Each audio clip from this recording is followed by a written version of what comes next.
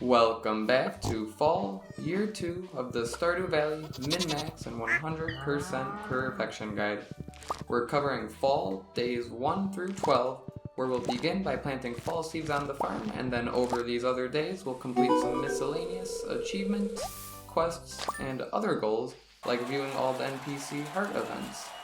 We'll continue our starfruit harvests on the island and in the sheds, and of course continue cycling our starfruit wine kegs to make maximum profit. We'll also expand our keg empire to the desert, and to fuel all the oak resin, we'll need to repurpose the quarry as a tapper farm.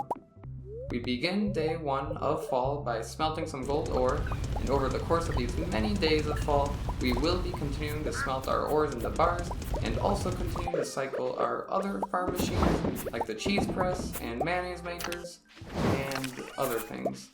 We will be planting some fall seeds on the farm today, but first we'll clear some of the wheat that has finished growing, which we had planted a couple days ago during summer in order to preserve our farmland to stay tilled and watered for today.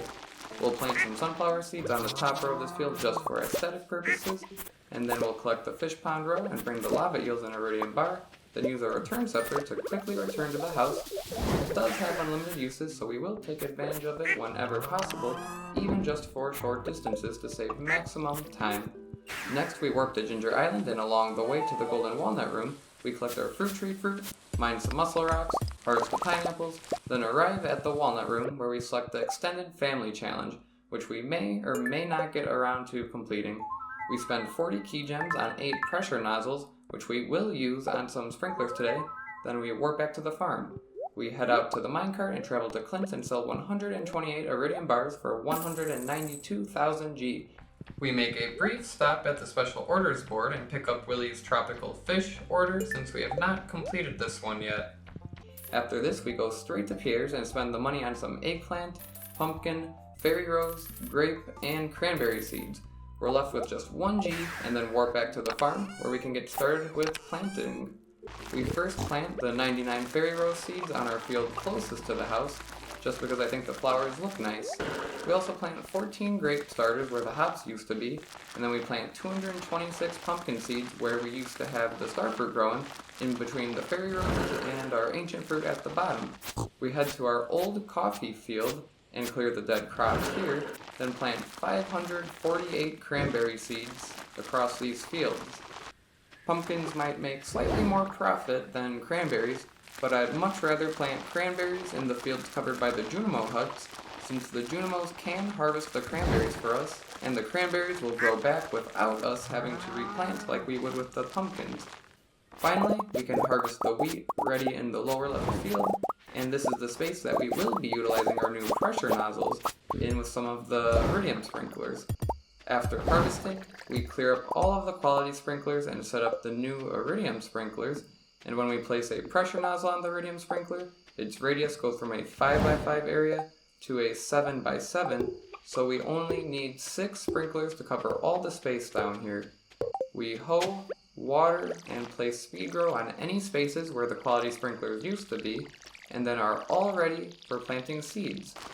We plant 246 pumpkin seeds, which will grow in 9 days, but my plan will be to not actually harvest the pumpkins here, as we aren't really in need of any more money, and what we'll do is just try to see how many giant pumpkins we can gather in this field for fun. For the rest of the night, we cycle some machinery, then craft some hardwood fences and head back to the lower left field and do a little decorating by placing down the fences and a couple of scarecrows. We head to bed, then wake up on day 2, a super luck day, where we have a lucrative skull cavern dive and collect over 1,000 iridium ore.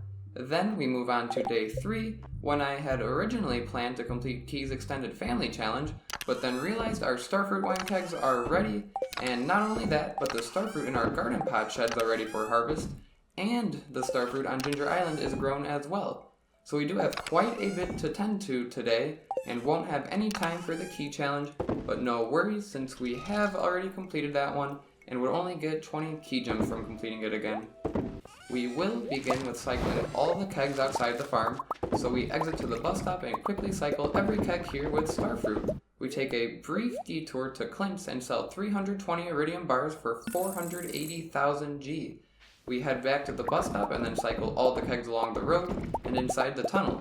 We make our way through the backwoods and over towards the mountains, where we are met with Leo's 9-heart cutscene. We see Leo fitting into his new life at the valley, living with Linus and interacting with the other children as well. After this, we head up by the railroad, where we find Dr. Harvey staring at some rocks. This is Harvey's 10-heart cutscene, activated between 9 a.m. and 5 p.m. A hot air balloon comes crashing down on top of some trees, but somehow is still intact. Then the operator steps out and phases through the bathhouse, and Harvey and I jump into the balloon and begin our ride. Harvey reveals his feelings for us, and we share a moment here.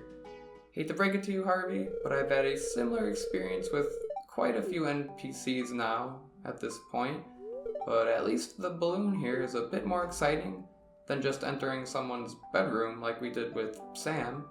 But anyway, we collect all the oak resin, pine tar, and maple syrup from the tappers, and warp back to the farm. We put some stuff away, then warp to the desert where we buy over 1,000 starfruit seeds. We return to the farm and grab the 104 garden pots we will need later to fill our last garden pot shed, and craft the remaining amount of deluxe retaining soil we will need as well. Before we get to the sheds, we'll warp over to Ginger Island and harvest the starfruit on the island farm here, which takes us 3 hours to harvest and replant all the starfruit here. Once again, we warp back to the farm, where we still must tend to all our sheds. We start with our first starfruit garden pot shed, where we harvest and replant all the starfruit in here, and move over to the next shed, which is a keg shed, where we cycle all of our starfruit wine. The middle shed is another starfruit garden pot shed. Same thing here, we quickly harvest and replant the starfruit, then can enter the fourth shed, which is the other keg shed, where we cycle all the starfruit wine here. We enter the last shed, which is another garden pot shed, but is not actually completely filled out yet, so we place down the remaining garden pots needed to fill the shed, then water all of the pots with our watering can, then place down some deluxe retaining soil in each pot. After this, the pots are all set up and we can plant starfruit seeds in each of them, while harvesting the starfruit from the few pots that already existed in the shed.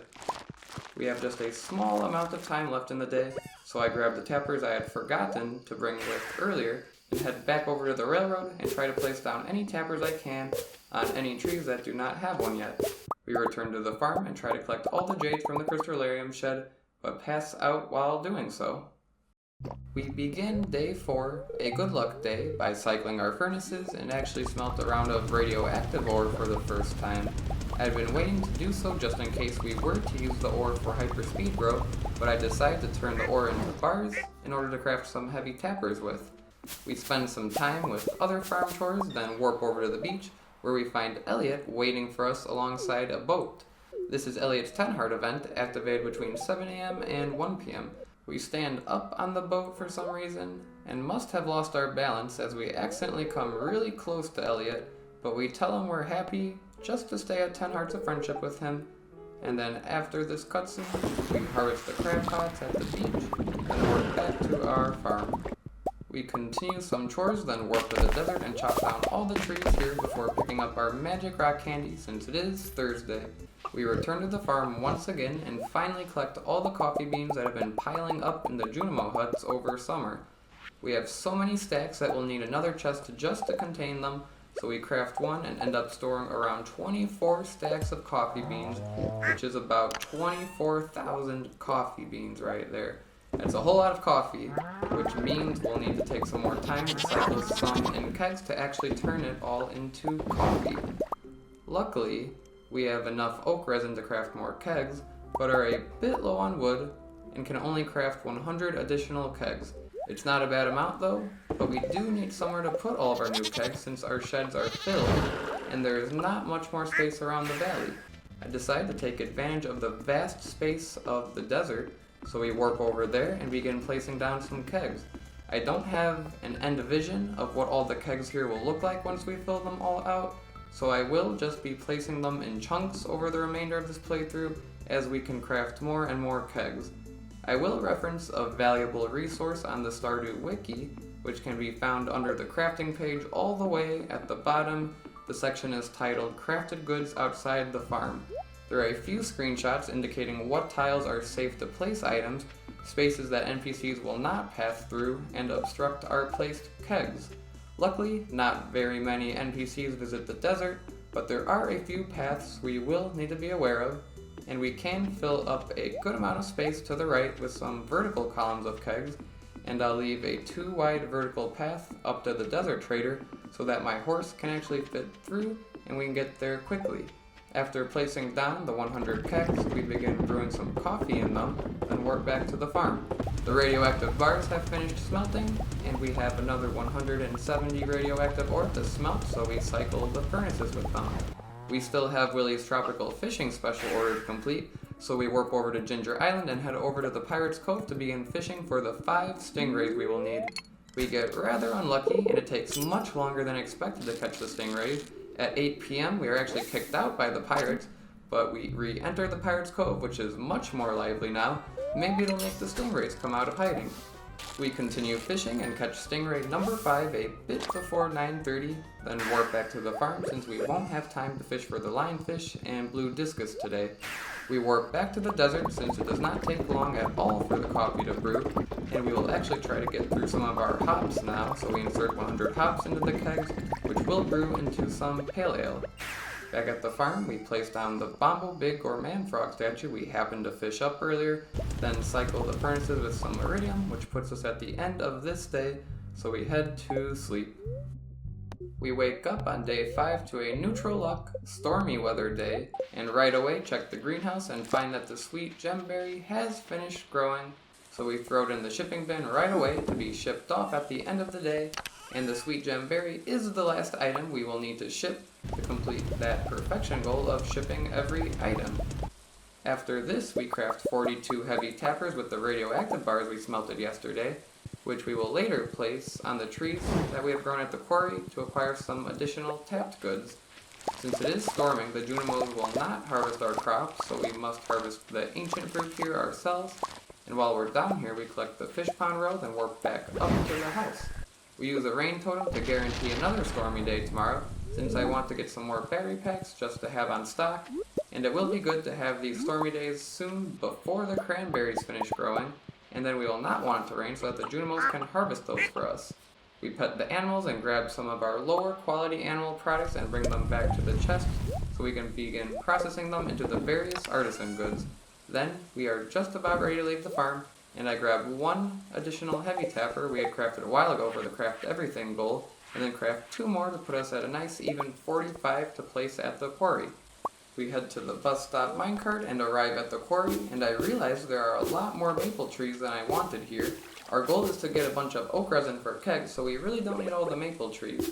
We go ahead and place the heavy tappers on whatever oak trees there are, and try to clear some of the rocks in our way as well. At some point we should place down some paths so that rocks cannot appear and get in our way, but for now we'll finish placing our tappers. I will keep a couple of rows of pine and maple trees down at the bottom here, so we place the rest of our tappers on the trees down here, and then we'll come back another time to cut down all the maple trees and replant them with acorns for oak trees. But for now, we'll just head back to the farm and warp over to Ginger Island, since we still need to finish Willie's tropical fish special order. We start by fishing in the ocean to catch the lionfish, and after 3 in-game hours, we catch all 5 lionfish needed. We then head over to the island farm and over to the pond, where we can catch the blue discus. It takes us about an hour and a half to catch all 5 blue discuses, which completes that special order. We'll have to keep an eye out for the reward in the mail for this one. We chop down all the trees before leaving the island. Then back at the farm we take care of a few more chores, and it is starting to get rather late. We still have not viewed Alex or Penny's 10 heart events, which can both be activated in the evening, so we will try to view theirs tonight. We must arrive at the saloon between 7 and 10 p.m. to view Alex's, and we head over there just before 10 p.m., although when I arrive I get a bit worried that Alex is the last male 10 heart event, which means after this one we would trigger a special event afterwards, and I'm not carrying a rabbit's foot right now, so we warp back to the farm just in case and grab a rabbit's foot. It's after 9:40 now, and we rush back to the saloon. The clock strikes 10 p.m., but we luckily make it inside the saloon just in time to trigger Alex's 10 heart event. We sit down for a fancy dinner, and Gus plays the violin for us. Alex reveals his feelings for us, and we must say we feel the same way to not disappoint him. Then we begin to eat our food, and Alex's dog actually tries to join us, but can't quite fit through the window. Hopefully he doesn't get stuck there. But anyway, we exit the saloon and head up to the railroad area, and while we're here we collect the maple syrup, then enter the bathhouse and make our way to the spa room, where we find Penny waiting in the water for us. This is Penny's 10 heart event, activated between 7 p.m. and midnight.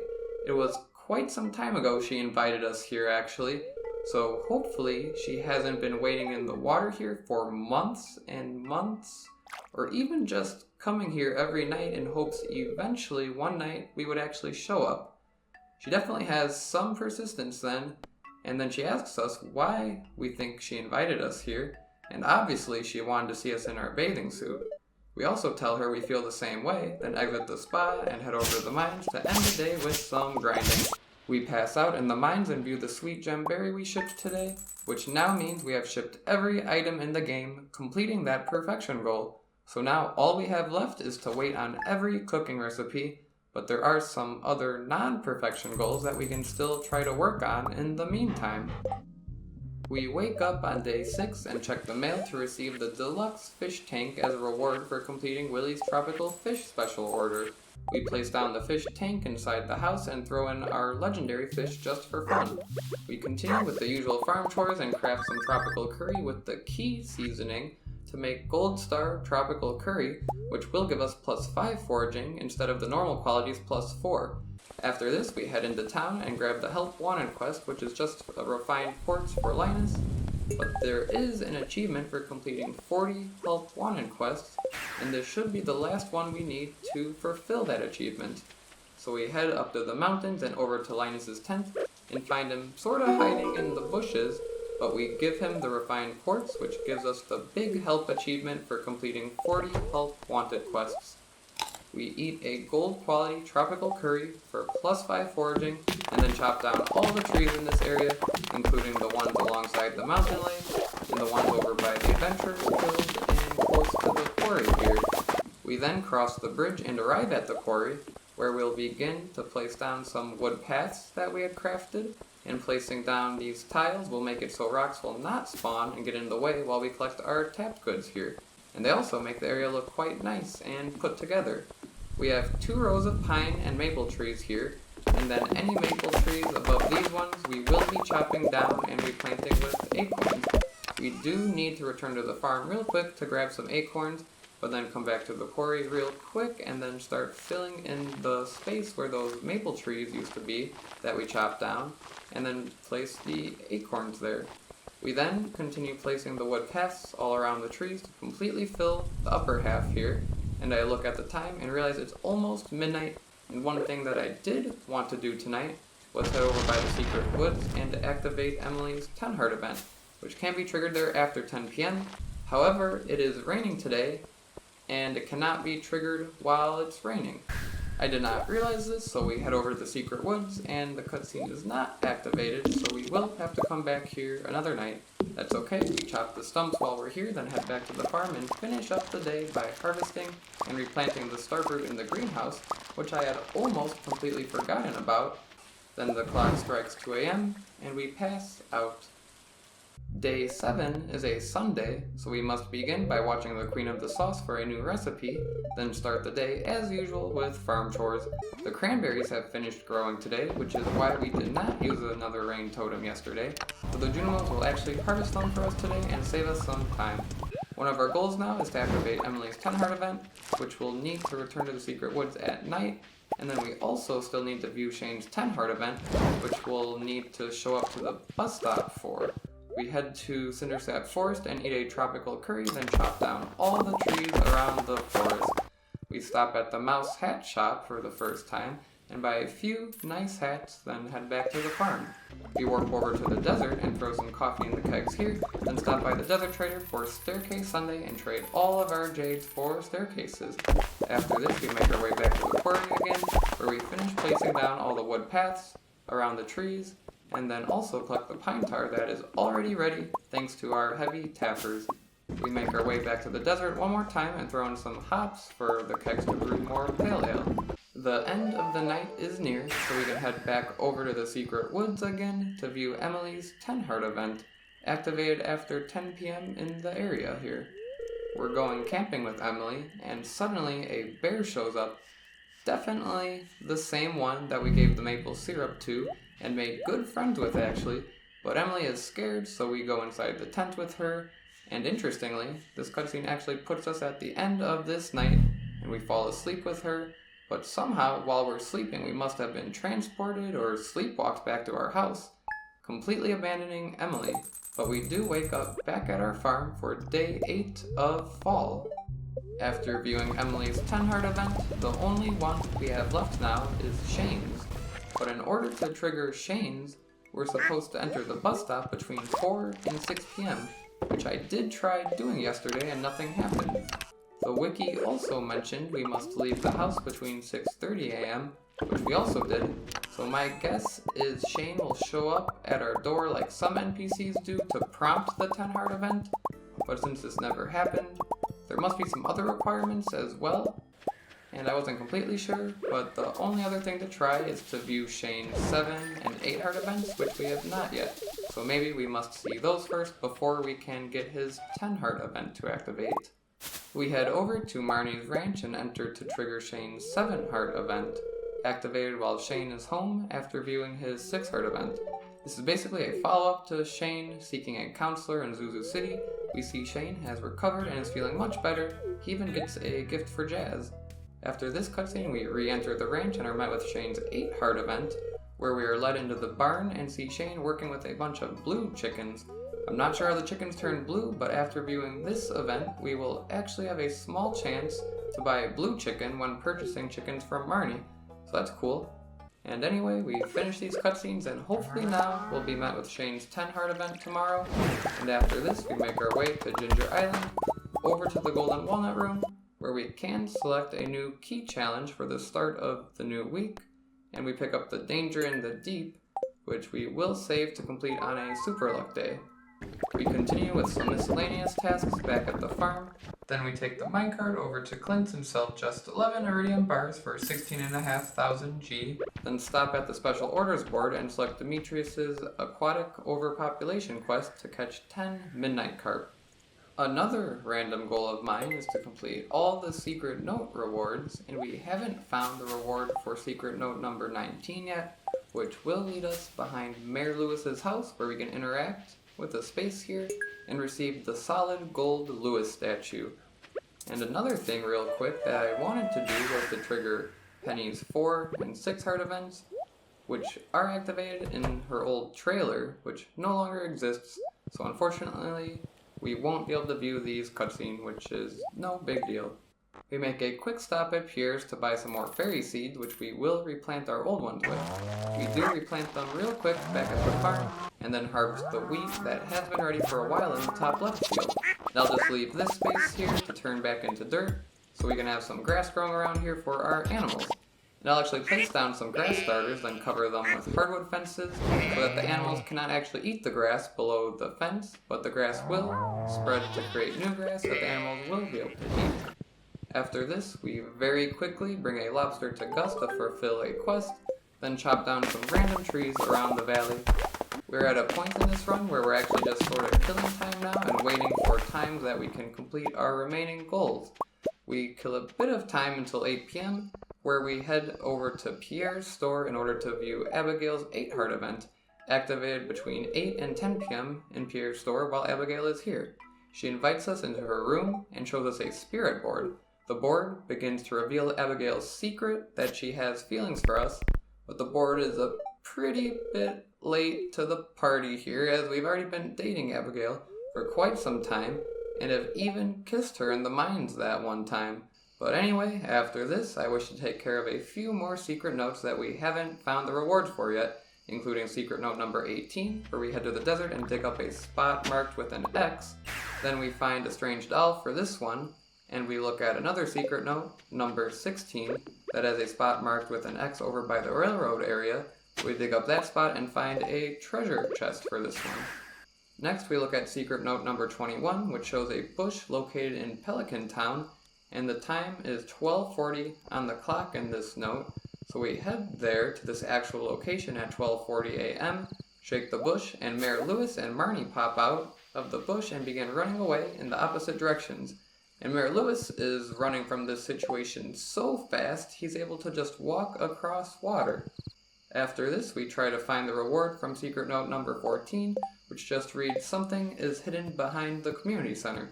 We actually pass out while trying to find this one, so we'll have to come back another day for this reward. We wake up on day 9 and exit the house to find Abigail at our doorstep, apologizing for acting weird yesterday. Again, even though she is our girlfriend, but okay, Abigail, whatever you say. Apparently Shane was here at the same time, and this is the start of his 10 heart event where he invites us to see a game with him, so we'll just need to enter the bus stop between 4 and 6 p.m. for this one. We start off the day at the desert by filling the keg with some wheat to brew beer, then finish any farm chores. We stop at Clint's to sell 30 iridium bars for 45,000 G, then use that money at Pierre's to buy 450 pumpkin seeds.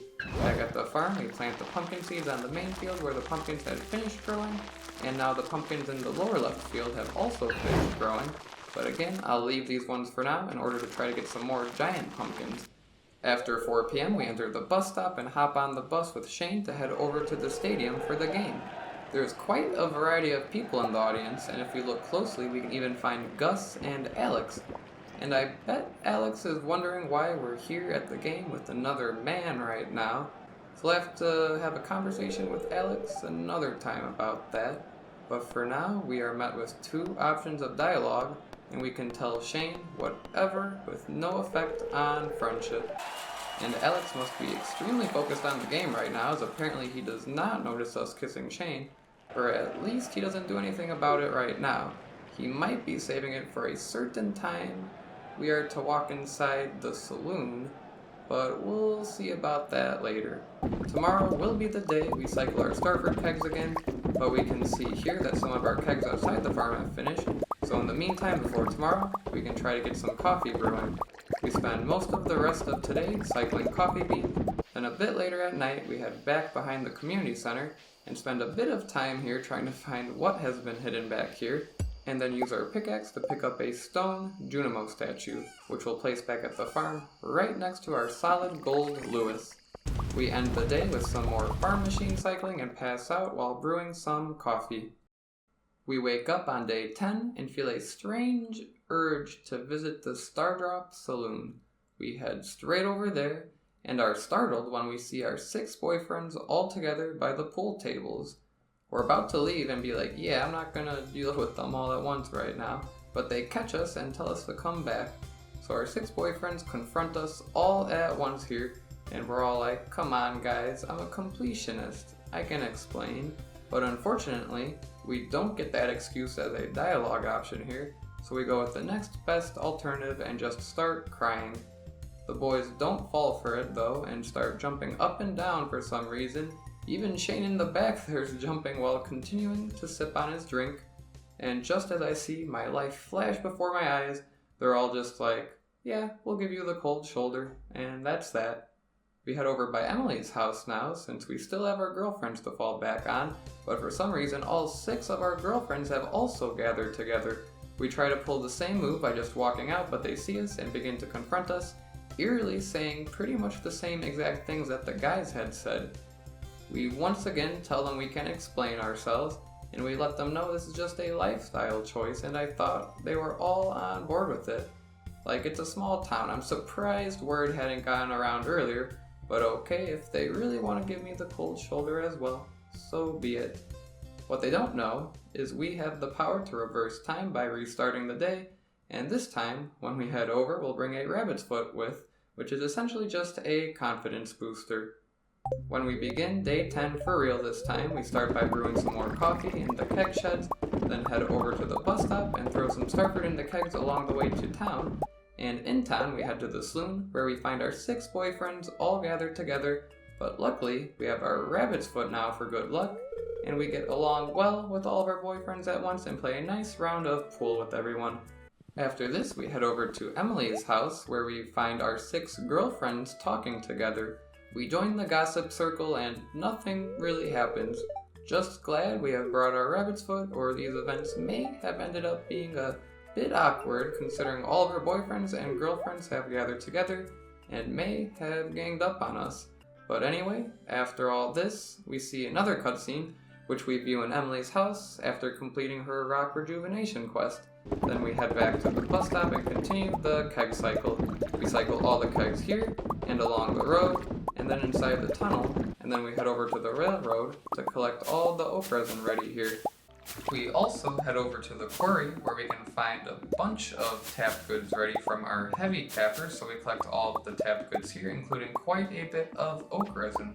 We warp back to the farm and put starfruit in all the kegs in our sheds, then use the oak resin we gathered to craft an additional 95 kegs, which we bring over to the desert with us. We begin by cycling all the kegs we have already placed in the desert with starfruit, and while we're here on a Wednesday, we can trade our aquamarines for some cloth, which will sell for more than the 3 aquamarines would with our artisan sell bonus. After this, we can begin placing down all our new kegs. We place some to fill out the columns we have already created to the right over here. Then I head a bit toward the oasis, and I would actually place some kegs against the wall normally, but an NPC must pass through these spaces as they are not marked as safe according to the wiki, so we start to place the kegs in a bit of a funky pattern to most efficiently fill in the space. We fill in some more kegs, then start placing more towards the bottom of the desert, and as we place the kegs, we start filling them up with starfruit to brew into wine. We place the last few of our kegs and make sure they are all brewing starfruit, then can return to the farm to take care of a few more chores here, and then I remember we will need to catch some midnight carp for a special order, so we warp to the mountain lake and try to catch as many as we can, but we only end up catching 2 before the end of the day, when we warp back to the farm to put stuff away and then pass out. On day 11, after completing the farm chores, we bring 180 iridium bars to sell to Clint for 270,000 G. We warp to the desert and pick up a magic rock candy before entering Sandy's oasis to spend all of our money on starfruit seeds, and also some deluxe speed grow as well, just to have on hand. We warp to Ginger Island and take care of our starfruit harvest here real quick, and then take care of other island tasks like mining muscle rocks, chopping trees, and harvesting all the resources from the dig site. We warp back to the farm, and as we harvest the fish pond row, we can take a look at all the giant pumpkins we have grown. We managed to grow 6 giant pumpkins, and we'll see if any more grow before the end of fall. After 10 p.m., we can catch midnight carp again, so at that time we head back to the mountain lake and fish for midnight carp once again, but we get unlucky again and only catch 3, so we'll need 5 more still next time we fish. We pass out and move on to day 12, a neutral luck day, and really the only thing we need to complete very soon is the danger in the deep, which I'm still waiting for a super luck day to complete, and then we also need to complete the aquatic overpopulation special order. Since we don't have much else today, we will be doing a school cavern dive, and my plan was to warp out at around 10 p.m. and try to catch some midnight carp, but I ended up getting pretty lucky with the dive despite not using a magic rock candy, although I did use a fair amount of staircases in order to skip down to the floors with lots of iridium ore. So we did end up collecting nearly a stack of iridium ore, and when we wake up on the next day, we'll see it will be a super luck day, so next time when I play this day, I will attempt to complete the Danger in the Deep quest and make it all the way down to floor 120 within a single day. My goal is to not use any crafted staircases and see if it is even possible to make it all the way down without using any, so it might be pretty challenging and might take a few attempts if it's even possible. If you are interested in seeing this live, I will stream on YouTube tomorrow, which is Sunday at 10 a.m. Central Time, so I hope to see you there. My next video will also cover this challenge, so keep an eye out for that, and please consider subscribing to be sure to see all the videos when they come out. If you are interested in seeing these days of fall in real time, and in some more detail, I did live stream most of them, so I will also leave a link to that previous live stream. And feel free to leave a comment with anything you'd like to share. I always appreciate your comments. As always, thank you for watching, and goodbye.